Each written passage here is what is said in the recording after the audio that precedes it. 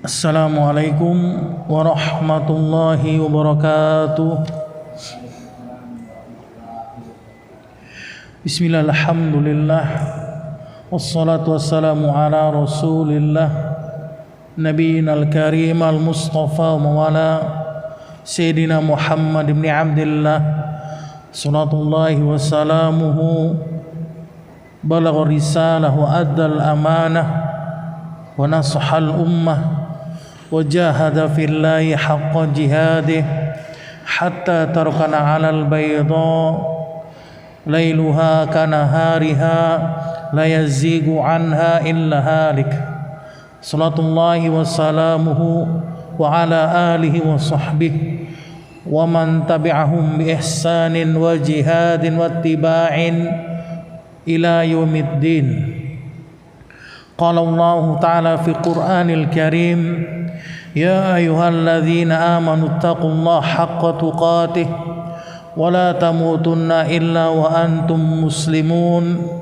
وقال تعالى: يا أيها الناس اتقوا ربكم الذي خلقكم من نفس واحدة وخلق منها زوجها وبث منهما رجالا كثيرا ونساء واتقوا الله الذي تساءلون به والأرحام إن الله كان عليكم رقيبا. وقال تعالى: يا أيها الذين آمنوا اتقوا الله وقولوا قولا سديدا يصلح لكم أعمالكم ويغفر لكم ذنوبكم ومن يطع الله ورسوله فقد فاز فوزا عظيما. أما بعد، رب اشرح لي صدري ويسر لي أمري واحلل عقدة من لساني يفقهوا قولي. بعد barakallahu fiikum. Alhamdulillah, segala puji bagi Allah Subhanahu wa taala, Rabbul Jalalah, yang telah melimpahkan nikmatnya kepada kita, yaitu nikmat iman wal Islam, yang mana dengan kedua nikmat tersebut kita masih diberikan kesehatan, kekuatan oleh Allah Subhanahu wa taala untuk berkumpul di majlis ilmi dalam rangka sedikit mempelajari agama Allah dan berusaha untuk mengamalkan sunnah Rasulnya sallallahu alaihi wasallam. Salat dan salam kita curahkan kepada Nabi besar kita yang mulia sallallahu alaihi wasallam beserta para keluarganya, para sahabatnya dan pengikutnya thayyib. Barakallahu fikum. Pada pertemuan sore hari ini, insyaallah taala kita akan membahas satu tema yang berjudul larangan berinovasi dalam beragama dan anjuran mengerjakan sunnah. Maka pada tema sore hari ini, yaitu berkenaan dengan perbuatan-perbuatan yang dilarang oleh syariat Islam, telah dijelaskan oleh Syekh Shalih Al-Utsaimin rahimahullahu taala. Yang dimaksud dengan bid'ah secara bahasa, wahyal asya'ul lati yabtadi'uha al-insan, setiap perkara yang diada-adakan oleh manusia dalam urusan dunia, maka ini dikatakan sebagai bid'ah secara bahasa. Setiap perkara atau segala urusan yang diada-adakan atau yang dibuat manusia berinovasi dalam urusan dunia, maka ini bid'ah secara bahasa. Contohnya, seseorang membuat pesawat yang sebelumnya belum ada pada zaman sebelumnya beliau atau pada zaman dirinya, kemudian motor atau mobil, maka dibuat oleh orang tersebut berinovasi dalam mengembangkan inovasi urusan dunia, maka ini dikatakan bid'ah secara bahasa. Mic, speaker, sepeda yang berkenaan dengan urusan dunia. Sebagaimana Allah Ta'ala berfirman di dalam Quran surat Al-Baqarah ayat 117, Allah mengatakan badi'us samawati wal ard, dialah Allah Rabb yang menciptakan langit dan bumi. Kemudian Syekh menafsirkan ai khalaqaha ala ghairi misalin sabaq, Allah yang menciptakan keduanya, langit dan bumi, tanpa ada contoh sebelumnya. Ini secara bahasa. Jadi Allah Subhanahu wa taala yang telah menciptakan langit dan bumi tanpa ada yang menciptakan sebelumnya. Yani lam yasbiq lahu manadhir, maka tidak ada tandingan yang menciptakan langit dan bumi sebelum Allah. Taib. Bal ibtada'uhuma wa ansha'ahuma awalan, bahkan dialah Allah yang mengadakan dan membuat langit dan bumi ini yang pertama kali. Ini dikatakan sebagai bid'ah menurut bahasa. Jadi nanti kalau ada orang yang bertanya, apakah pesawat, kemudian speaker, atau mobil, kapal laut, motor ini termasuk bid'ah secara syar'i, maka kita katakan ini bid'ah secara bahasa. Dan ini dibolehkan dalam urusan dunia ini, kita diperbolehkan untuk berinovasi. Sebagaimana Rasul yang mulia bersabda dalam hadis yang sahih riwayat Imam Muslim di dalam sahihnya, antum a'lamu bi umur dunyakum, kalian wahai para sahabatku lebih mengetahui terhadap diriku dalam urusan dunia. Maka boleh ya, handphone, kemudian segala sesuatu yang belum ada pada zaman sebelum kita ini, kemudian kita berinovasi, maka ini dibolehkan dalam urusan dunia. Namun dalam urusan syar'i yang harus kita pahami di sini, Syekh mengatakan kullu man ta'abbada lillah bighairi ma syara', segala sesuatu yang seseorang beribadah kepada Allah tanpa ada syariat yang Allah tetapkan, ini dikatakan bid'ah menurut istilah atau menurut syariah. Taib. Segala sesuatu yang dimana seseorang beribadah kepada Allah tanpa ada syariat yang Allah tetapkan kepadanya. Aqidatan, baik itu bentuknya akidah, keyakinan, au qaulan atau ucapan, au fi'lan atau perbuatan, maka ini dikatakan sebagai perbuatan bid'ah dalam urusan agama.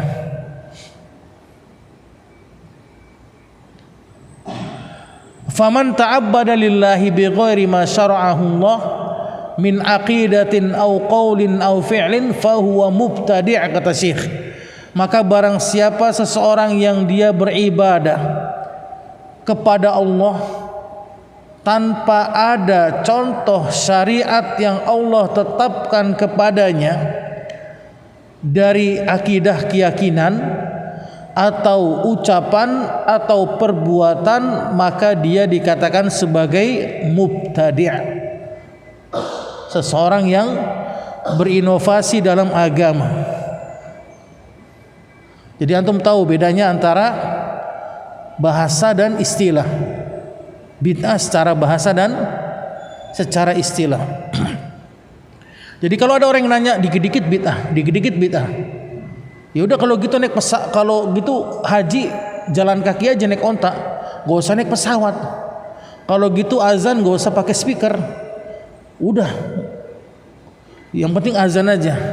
Maka kita katakan kalau urusan dunia ini kita diperbolehkan, bahkan disyariatkan kita untuk berinovasi dalam urusan dunia, tidak terlarang. Membuat sesuatu yang baru dalam urusan dunia ini diperbolehkan. Bahkan kita lebih hebat dari Rasul boleh dalam urusan perkara dunia. Membuat speaker, membuat radio, televisi, handphone, kemudian pesawat untuk mempermudah diri kita, wasilah beribadah kepada Allah, ini diperbolehkan kita. Ya, seperti itu cara membantahnya mereka. Tapi kalau dalam urusan akhirat, maka disinilah kita beradab kepada Allah dan Rasulnya, di mana kita menjalankan segala sesuatu perkara syariat yang Allah tetapkan kepada kita. Jadi kalau segala sesuatu syariat, ketetapan yang Allah tidak tetapkan kepada kita, kemudian kita mengerjakannya, maka ini dikatakan sebagai bid'ah dalam urusan agama. Jadi antum paham di sini, baik akidah, keyakinan. Contohnya apa keyakinan? Nanti akan kita jelaskan. Contoh dari keyakinan, fa idza ahdatsal insan aqidatan, maka jika seseorang berbuat baru dalam urusan agama berkenaan dengan permasalahan akidah, fi asma'illahi wa sifatihi, yaitu dalam permasalahan nama dan sifat-sifat Allah. Apa contohnya?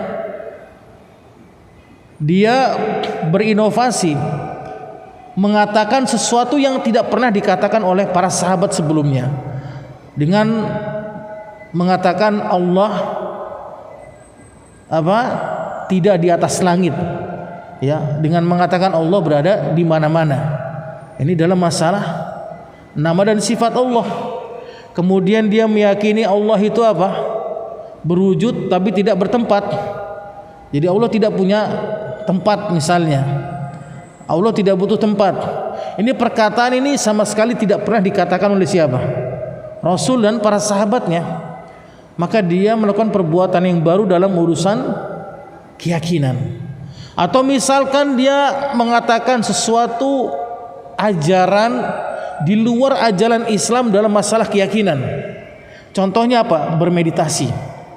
Ya, bermeditasi. Atau menggabungkan antara yin dan yang, ya, dengan menenangkan diri, maka ini dikatakan diperbolehkan, kata mereka, sebagian dari mereka. Ini ucapan ini tidak pernah dikatakan oleh Rasul dan para sahabatnya. Begitu pula tidak pernah dikatakan oleh para tabi'in dan para tabi'in. Maka dia telah melakukan perbuatan yang baru dalam urusan agama Islam. Keyakinan, perkataan, dan perbuatan. Taib, barakallahu fikum.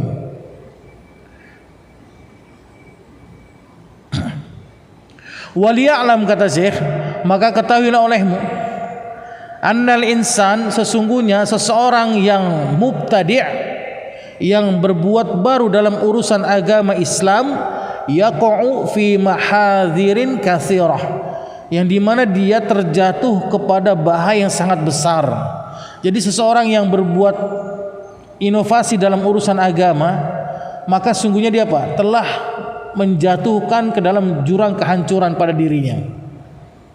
Satu, dia melakukan perbuatan bid'ah, kemudian dia mengajarkannya, kemudian dia membolehkannya, kemudian dia mengajak orang untuk melakukan perbuatan bid'ah yang sama dengan dirinya, maka sungguh dia telah menjatuhkan dirinya kepada perbuatan kehancuran. Na'udzubillah min dzalik. Dosanya akan terus mengalir nanti. Dosa jariyah. Ya, dosa jariyah. Kalau misalkan ada satu orang yang mengatakan boleh mengucapkan selamat ulang tahun, ini kan perbuatan yang baru, bener nggak? Dengan rasa syukur kita kepada Allah, nggak apa-apa. Ini kan masalah ucapan doang. Kita mengatakan alhamdulillah telah bertambah umurmu, ya. Kemudian diikuti oleh anaknya, diikuti lagi oleh tetangganya, terus sampai masyarakat mengikuti mereka. Akhirnya dosa jariyah akan terus mengalir kepada dirinya. Wa na'udzubillah. Summa na'udzubillah min dzalik. Taib. Maka yang pertama kata Syekh yang antum harus pahami di sini, kehancuran yang akan didapati oleh seorang yang berbuat baru dalam urusan agama Islam, berbuat bid'ah. Yang pertama Syekh mengatakan anna man ibtada'u fahuwa dhalalah. Seseorang yang berbuat bid'ah maka dia telah tersesat dari jalan yang benar. Ini yang pertama. Sebagaimana Rasul mengatakan dalam hadis yang sahih riwayat Al-Imam At-Tirmidzi dan An-Nasai dalam sahihnya, kullu bid'atin dhalalah. Setiap bid'ah sesat, udah tahu kita. Ya, tapi masih aja ditakwil oleh mereka. Bid'ahnya di sini adalah bid'ah yang tercela. Kalau bid'ah hasanah dibolehkan kata sebagian mereka. Padahal Rasul sendiri mengatakan, dalam hadis yang sahih juga dijelaskan riwayat Imam Muslim, orang yang melakukan perbuatan bid'ah berarti dia apa? Telah terjatuh pada kesesatan yang sangat nyata. Binasil Quran was sunnah. Jadi yang mengatakan ini siapa? Allah dan Rasulnya. Orang-orang yang melakukan perbuatan baru, perbuatan bid'ah dalam urusan agama Allah, maka dia telah tersesat menurut Al-Quran dan Sunnah. Wadzalika anna ma jaa bihin nabi fahuwal haq. Oleh karena itu kata Syekh, apa yang datang dari Rasulnya maka itu hak adanya. Sebagaimana Allah berfirman membantah orang-orang yang membolehkan perbuatan bid'ah dalam urusan agama Allah, dibantah oleh Allah dalam surat Yunus ayat ke-32. Allah katakan, famadza ba'dal haqqi illa dhalal. Maka tidak ada setelah kebenaran melainkan pasti adanya kesesatan. Pasti kesesatan yang muncul. Tidak akan pernah mungkin setelah kebenaran itu datang apa? Muncul samar-samar, setengah benar setengah sesat. Ya, pasti apa? Setelah kebenaran akan muncul apa? Yang namanya sesat itu, atau dikatakan sebagai apa? Bid'ah. Perbuatan yang baru dalam urusan agama Islam. Wa hadza dalilul Quran, maka ini adalah dalil hujjah dari Al-Quran. Makanya harus hati-hati kita dalam beragama, ikhwani jamaah, ya. Cukupkan diri kita sama apa yang telah diajarkan oleh Rasul, apa yang telah diajarkan oleh para sahabat, diamalkan oleh Rasul, diamalkan oleh para sahabat, maka kita cukupkan. Jangan kita apa? Merasa diri kita hebat, lebih pintar daripada Rasul. Taib. Nanti kita akan jelaskan di sini. Taib. Barakallahu fikum. Wa dalilu sunnah, dan dalil dari sunnah yang tadi kita bacakan, Rasul yang mulia bersabda, kullu bid'atin dhalalah. Setiap bid'ah pasti sesat. Anehnya, yang membagi bid'ah menjadi 5 bagian itu muncul setelah abad ke-4 Hijriah. Ini yang harus pahami di sini. Dari kalangan para sahabat, para tabi'in, tabi'ut tabi'in, ini mereka tidak membagi bid'ah menjadi 5. Kita jelaskan perkataan sahabat Abdullah bin Umar bin Khattab radhiyallahu taala anhuma, dinukil oleh Al-Lalikai dalam kitabnya I'tiqad Ahli Sunnati wal Jamaah.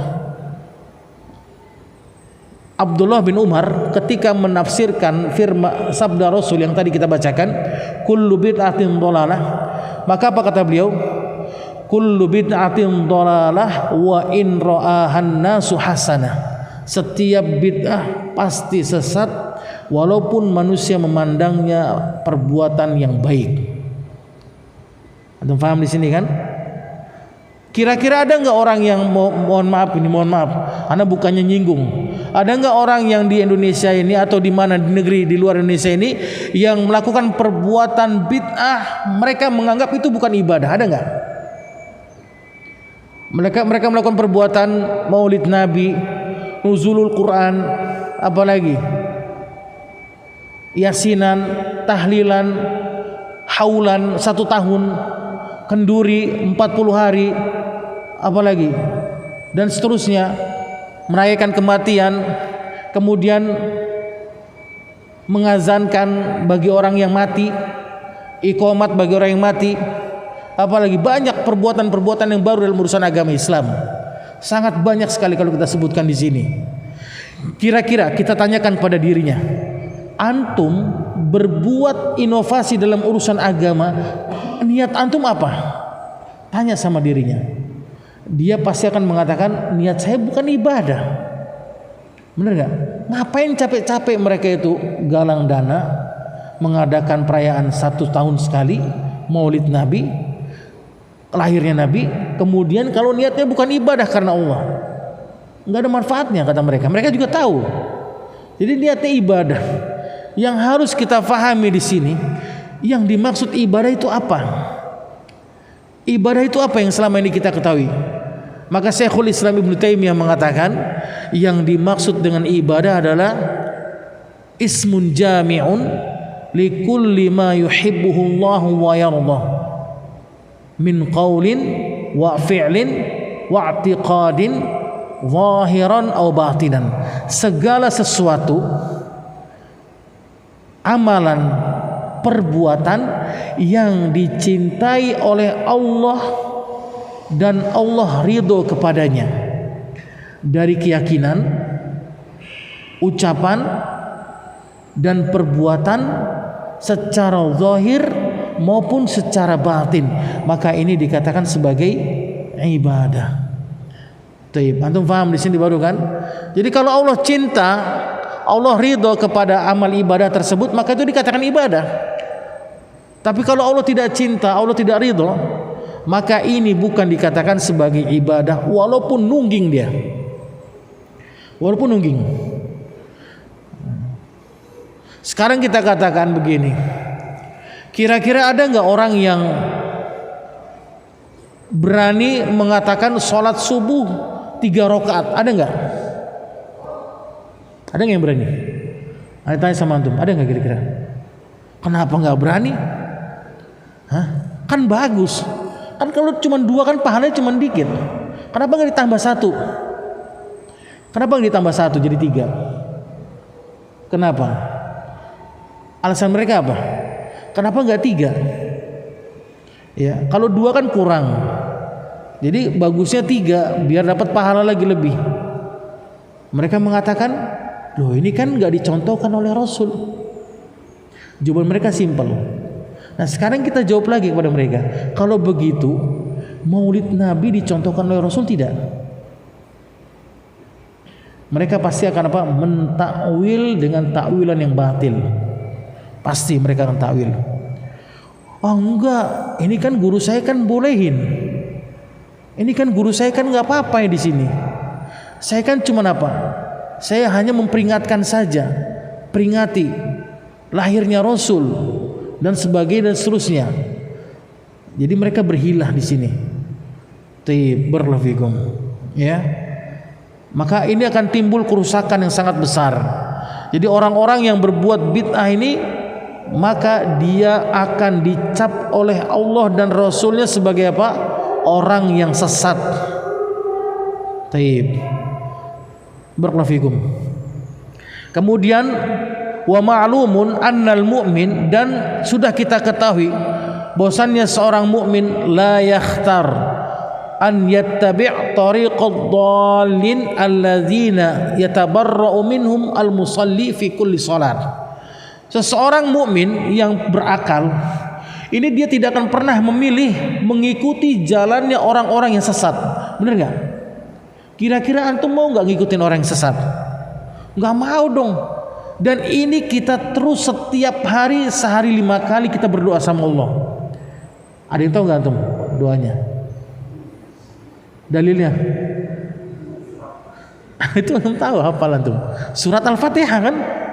Setiap hari, baik ahlul bid'ah maupun ahlus sunnah setiap hari berdoa sama Allah. Berapa kali? Sehari 5 kali. Apa kata Allah? Ihdinas siratal mustaqim, tunjukilah kami jalan yang lurus. Siratal ladzina an'amta alaihim, yaitu jalan orang-orang yang telah engkau beri nikmat. ghairil maghdubi alaihim, bukan jalan orang-orang yang engkau murkai. Siapa di sini? Yahudi, yang mereka berilmu tapi enggak pernah beramal. Kita ini kalau kita berilmu terus belajar setiap hari, sebulan 4 kali bahkan 5 kali kita ini, tapi kita enggak mau mengamalkan ilmu kita, maka sama dengan orang Yahudi kita. Antum paham di sini? Sama kita dengan orang Yahudi. Kita berilmu, tahu kita.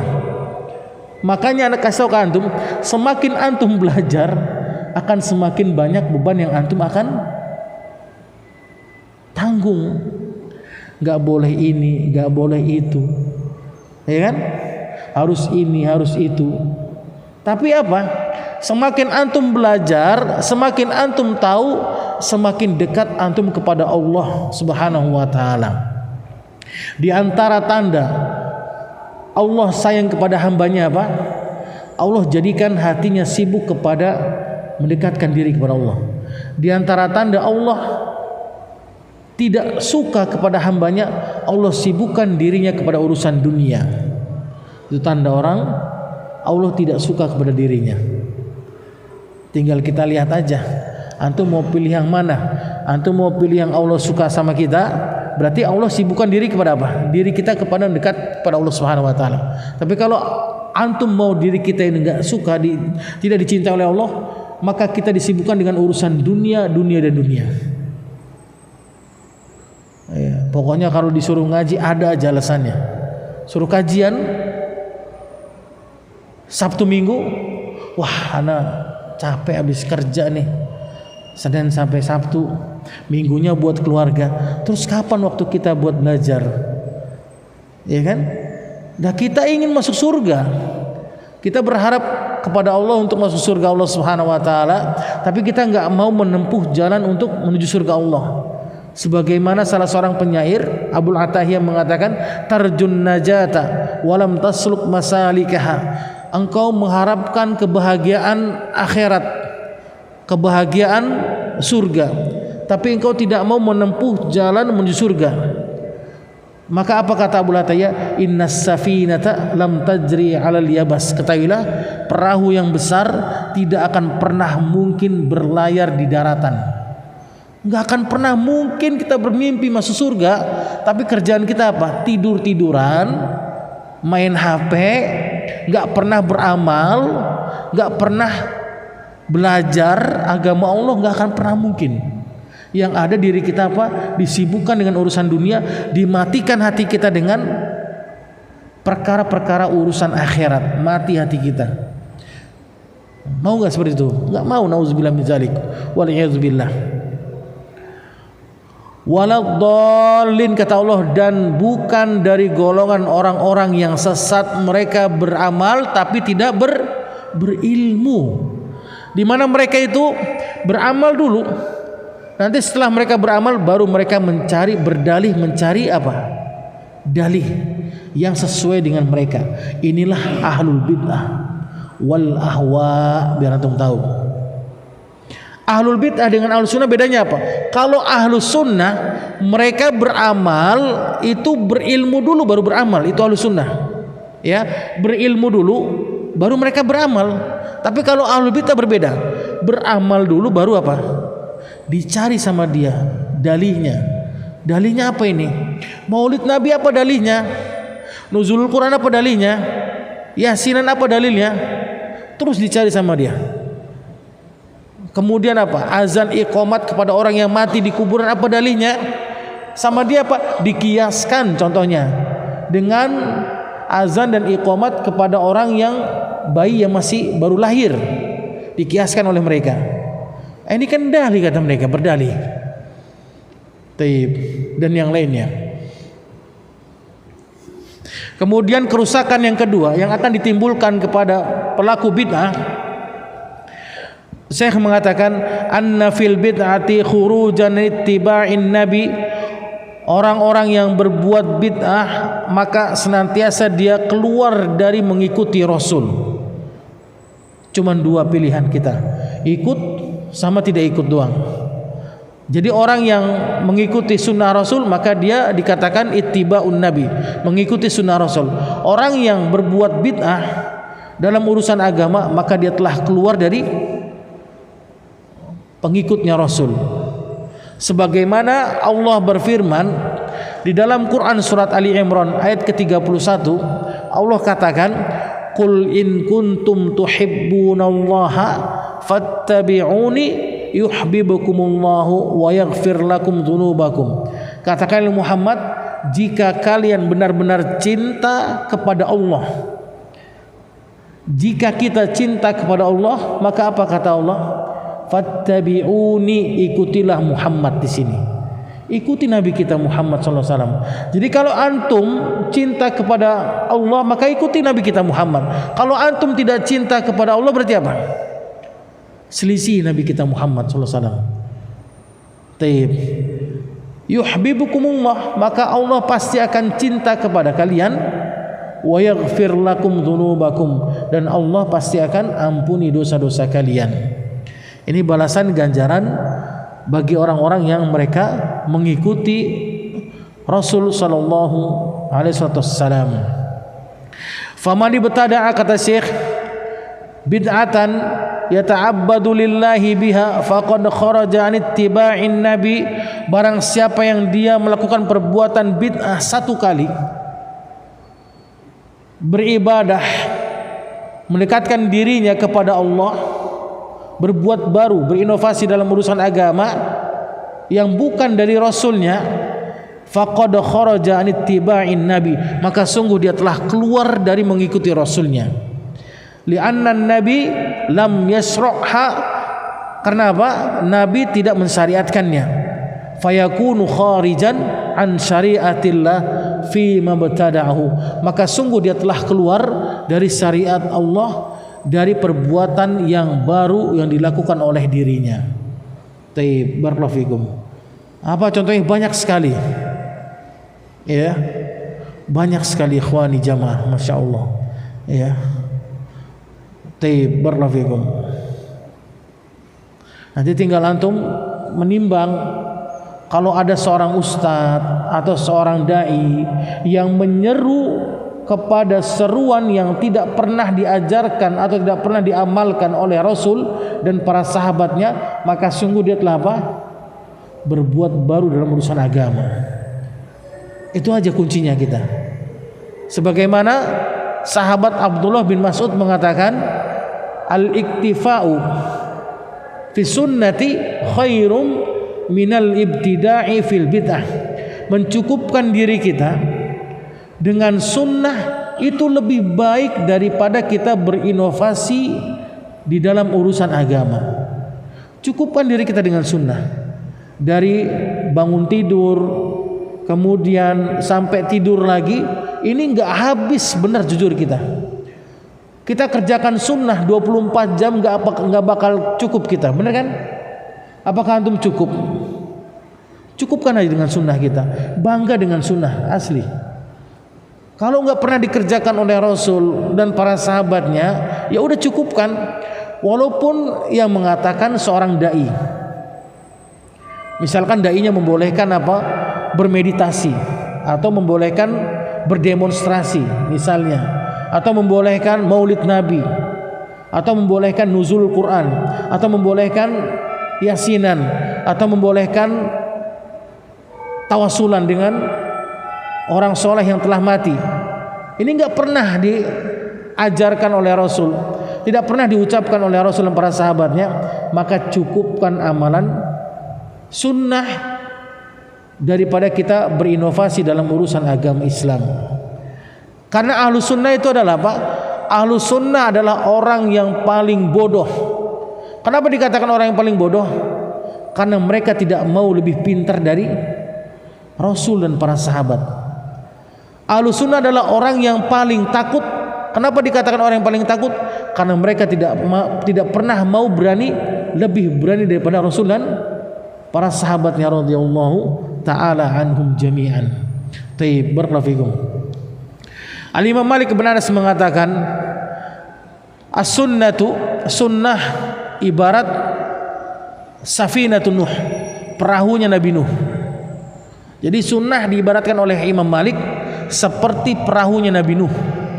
Man raqibaha naja, barang siapa yang dia naik ke perahunya Nabi Nuh, barang siapa yang dia menjalankan sunnah, maka dia telah berhasil, maka dia telah selamat. Wa man takhallafa anha, dan barang siapa yang dia menyelisihi sunnah Rasul dan menyelisihi perahunya Nabi Nuh, gharaqa, maka dia akan tenggelam dan akan binasa. Ini diibaratkan oleh Imam Malik ibn Anas. Kalau boleh jenggot di sini, pakai jenggot, nggak apa-apa. Bener nggak? Mau dibilang orang kayak jenggot kambing, kayak apa lagi? Apapun misalnya, nanti yang berdosa mereka, bukan kita. Antum paham kan? Karena orang-orang yang menjalankan sunnah itu seperti orang-orang terasing. Karena di janjinya Rasul dalam hadis yang sahih, riwayat Imam Muslim dalam sahihnya, Rasul yang mulia bersabda, "Bada'al Islamu ghariba wa sayaudu ghariba kama bada." Islam datang dengan terasing dan akan kembali pula dengan terasing. Fatubalil ghuraba, maka beruntunglah orang-orang yang dibilang asing. Islam datang dengan terasing. Iya, kenapa? Ketika itu orang-orang musyrikin itu nyembahnya siapa? Berhala. Nyembah Allah tapi nyembah juga selain Allah Subhanahu wa taala. Kan asing. Datang Nabi Muhammad SAW mengumpulkan seluruh orang-orang musyrikin di satu tempat. Rasul naik ke atas bukit dengan mengatakan, ayyuhan nas, wahai manusia, qulu la ilaha illallah, ucapkan oleh kalian kalimat la ilaha illallah tuflihu, maka kalian pasti akan beruntung. Apa kata mereka ini? Apa kata mereka ini orang-orang musyrikin? Aja'altani ilahatan alihan wahidah, apakah engkau wahai Muhammad mengumpulkan kami di tempat ini hanya untuk menyembah satu Tuhan dari Tuhan-Tuhan kami yang banyak? Innaha la syai'un ujab, sesungguhnya ini adalah perkara yang ajib bagi kami, mustahil. Quran surat Shad ayat yang kelima. Taib. Kan asing kan? Benar enggak? Ditawarkan oleh Nabi kita Muhammad SAW untuk mentauhidkan Allah, beribadah hanya kepada Allah saja. Tapi apa kata mereka? Enggak cukup, Tuhan kami itu banyak. Kalau satu kami enggak butuh. Ini mustahil bagi kami. Begitu pula Islam akan terakhir dengan terasingan dan akan kembali dengan keterasingan juga. Di akhir zaman kita ini, orang berjenggot dibilang jenggot kambing, orang di atas mata kaki selain dibilang apa? Dari mana ente? Kayak habis nyawa ente. Nah, kan? Tuh lihat tuh, si fulan kalau makan jenggotnya di sini ada nasinya jorok banget lah. Ya kan? Banyak sekali hinaan, cacian dan sebagainya. Itu istrinya si fulan kok pakai cadar udah kayak ninja. La haula wala quwwata illa billah. Antum sabat di atas sunnah itu lebih baik sampai mati. Menjalankan satu sunnah, kata Rasul, di akhir zaman seperti amalan 50 orang sahabat.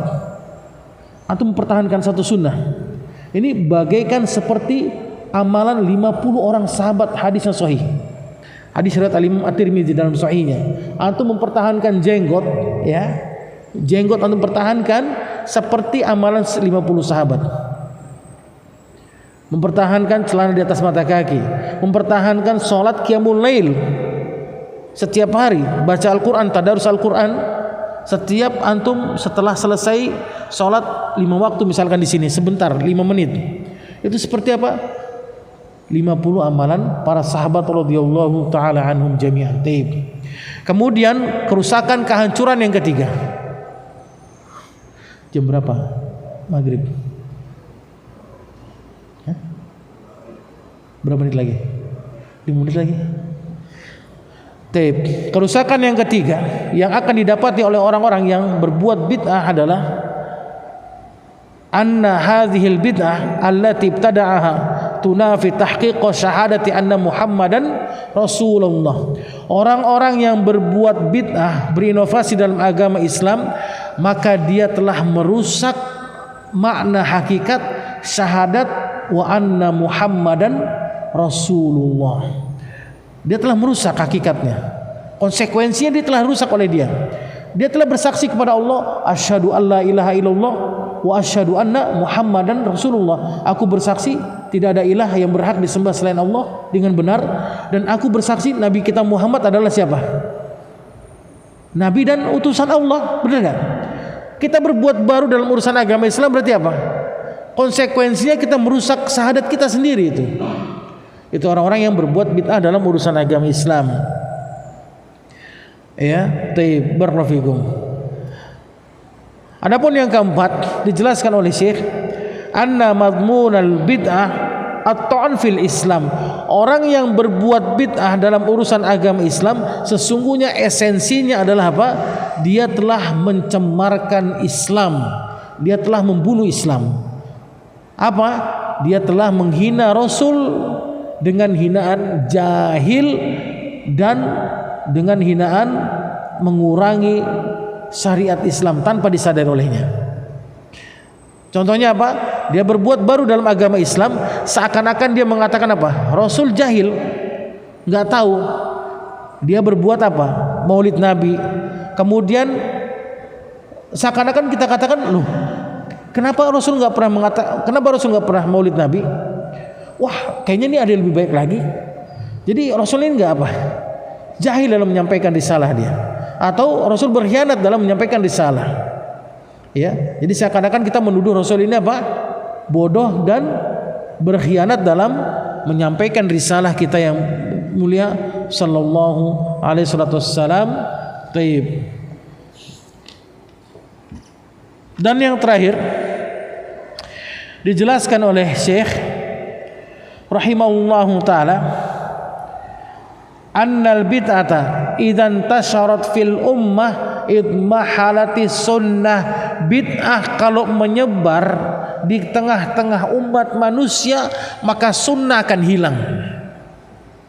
Konsekuensinya, kalau bid'ah terus menyebar maka yang namanya sunnah itu pasti akan hilang.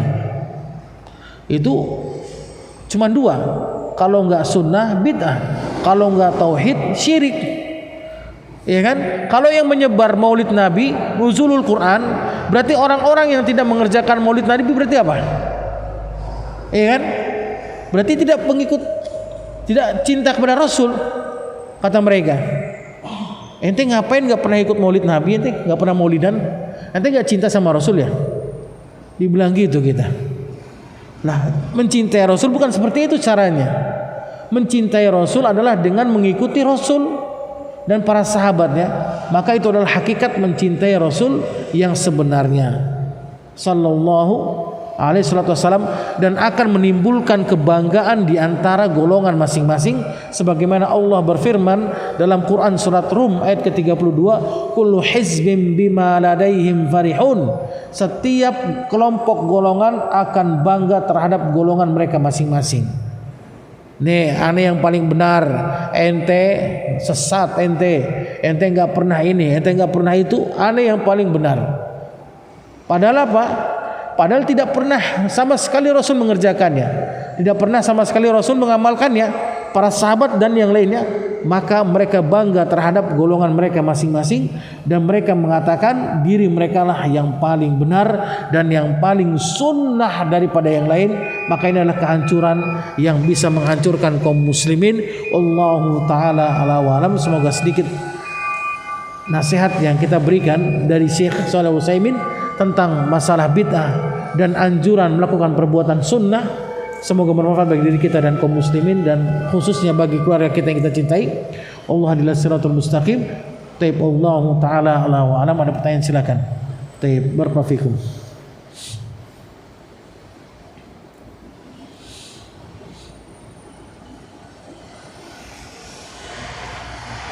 Ada yang mau bertanya?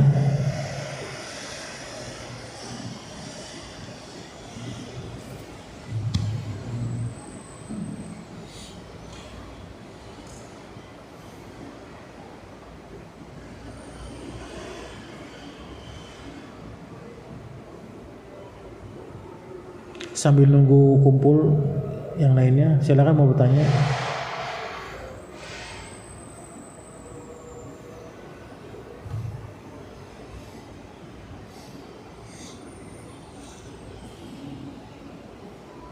Silakan.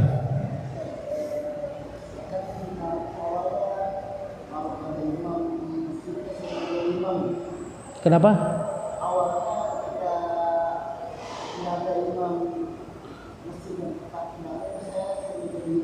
Antum.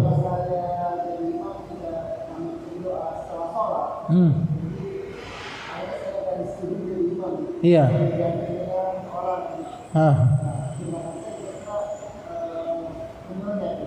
Kenapa?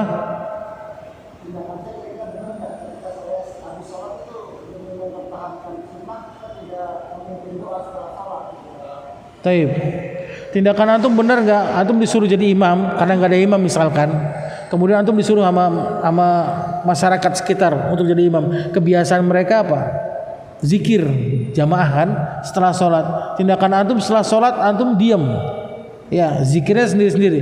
Benar nggak? Benar. Itu yang seperti itu yang benar. Besoknya mau antum nggak dipakai lagi nggak apa-apa. Faham nggak? Lah antum daripada mencari keriduan manusia, antum untuk mencari keriduan manusia itu apa? Ya udahlah kalau gitu sekali-sekali lah anda berbuat bid'ah misalnya. Ya, assalamualaikum, astaghfirullahaladzim, alladzi la ilaha, antum misalnya gitu. Ya, subhanallah, antum ikutin mereka, mau mereka. Pas habis selesai, antum salaman biasa. Wah, ternyata bapak ini juga ya, tidak saklek. Antum mau cari ridhonya manusia, bener nggak? Untuk mencari ridho manusia ngapain? Sebagaimana Imam Syafi'i mengatakan, ridhon nas ghayatun la tudrak. Ridhonya manusia itu tujuan yang tidak akan pernah tercapai. Ya, hari itu antum dipuji, besok antum bisa dicela lagi oleh manusia. Buat apa? Bener nggak? Antum mempertahankan ridho manusia. Wah, ternyata antum, saya kira bapak orangnya keras, salafi keras. Ternyata mau juga zikir jamaah.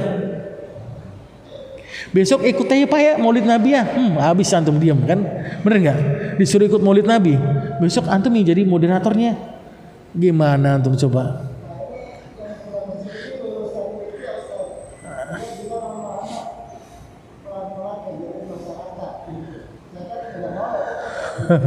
Pelan-pelannya mau berapa tahun? Bilang sama dia, Ustadz, ente kan tahu di sini udah berapa tahun dakwah di sini. Pelan-pelannya mau berapa tahun? Bener nggak? Iya kan? Mau 10 tahun di sini kita pelan-pelan. Terus kita diem aja. Kalau kita nggak menyampaikan bid'ah, kalau kita tidak bersikap yang berbeda dengan mereka, bagaimana mereka tahu tentang bid'ah?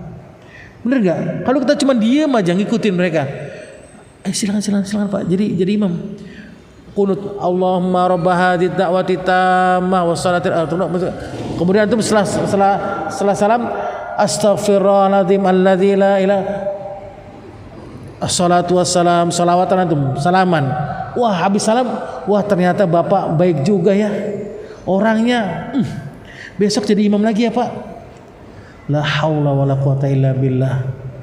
Mau ustadz itu bukan jaminan. Tadi sudah jelaskan ke antum.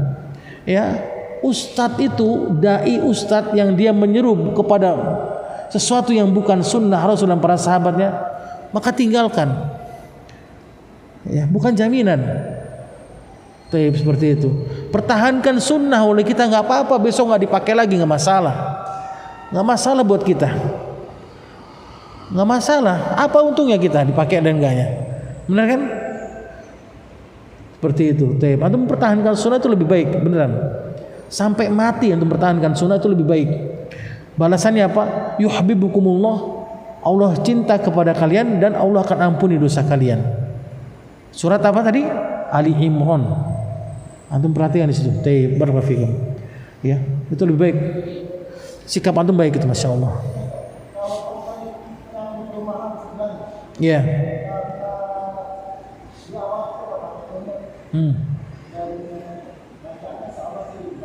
Iya.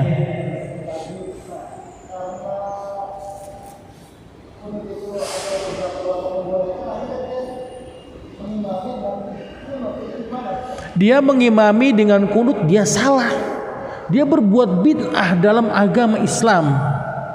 Tapi kalau dia jadi makmum, ya, imamnya kunut, makmumnya boleh kunut, boleh di situ.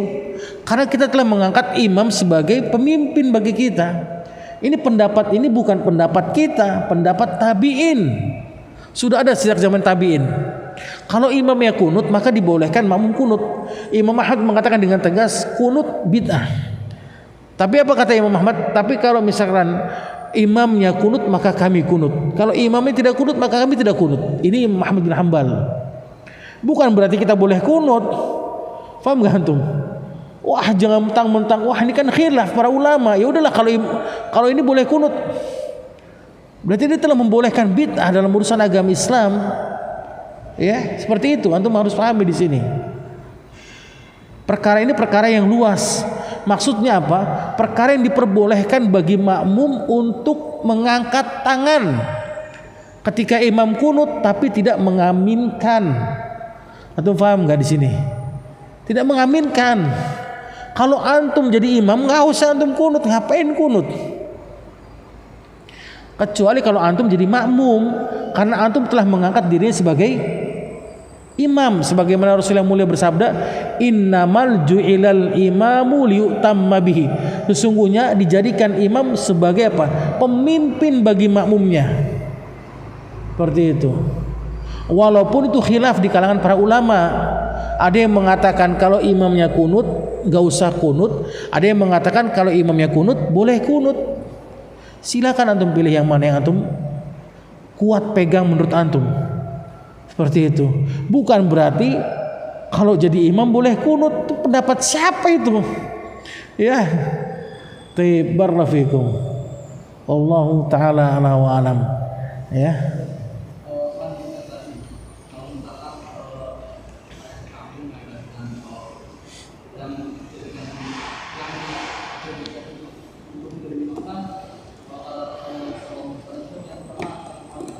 Iya.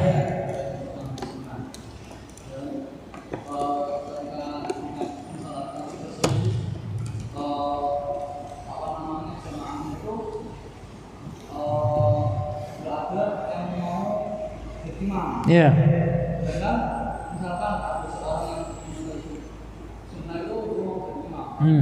Di sisi lain, kalau dia jadi imam itu ada orang-orang yang jadi itu orangnya sama ini sama seperti sehingga ada Rasulullah SAW apabila ada imam yang tidak disukai oleh jemaah itu kesalahannya salah seperti itu. Hah? Tidak disukai oleh jamaahnya itu bukan tidak disukai oleh jamaah dalam urusan perkara yang tidak sesuai dengan mereka, bukan. Maksudnya itu kalau misalkan bacaannya terlalu panjang, kemudian mengganggu makmum, membuat makmum itu risau, bacaannya jelek, itu tidak sampai sholatnya kepada Allah. Itu maksudnya, bukan berarti imam yang harus ngikut pada makmum. Kalau makmumnya minta zikir jamaah harus zikir jamaah. Kalau makmumnya minta apa? Usolli sebelum sholat harus usolli.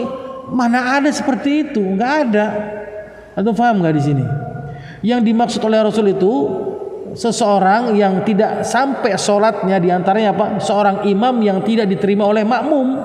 Apa itu kata para ulama? Yang mengganggu makmum, tidak disukai oleh mereka. Di antara bacaannya, udah bacaannya jelek, tajwidnya parah, amburadul, kacau. Alhamdulillahirabbil alamin, Ar-Rahmanir-Rahim. Udah tua dia misalnya. Itu makmum tuh kalau denger kupingnya rasanya pengen, ente ngapain sih jadi imam? Paham nggak? Mending ente duduk aja di sini jadi makmum, udah sholat sama kami. Itu nggak akan sampai kepada Allah itu sholatnya. Seperti itu, ya. Kemudian sholatnya terlalu panjang. Bacaannya dia baca surat Al-Baqarah sama Ali Imran. Di belakang orang udah tua. Udah umur 70 tahun begini-gini dia. Itu namanya seperti itu. Bukan berarti kita ngikut sama yang diinginkan oleh makmum. Antum paham di sini maksudnya? Taib ya. Kalau gitu udahlah kita ikut aja sama makmum dah. Zikir jamaah. Yang penting kan disukai oleh makmum biar salat kita diterima oleh Allah. Tidak seperti itu. Nah, itu penakwilan yang salah dalam menafsirkan hadis Rasul sallallahu alaihi wasallam. Taib barakallahu fikum ya. Wallahu taala ala wa alam barakallahu fikum. Azan dulu deh ya. Langsung komat atau gimana? Azan dulu aja ya. Baik, silakan. Cukup ya. Tapi kita cukupkan pertemuan kali ini. Insyaallah kita akan bertemu bulan depan ya. Kita tutup dengan kata subhanaka bihamdik asyhadu an la ilaha illa anta astaghfiruka wa atubu ilaik. Assalamualaikum warahmatullahi wabarakatuh.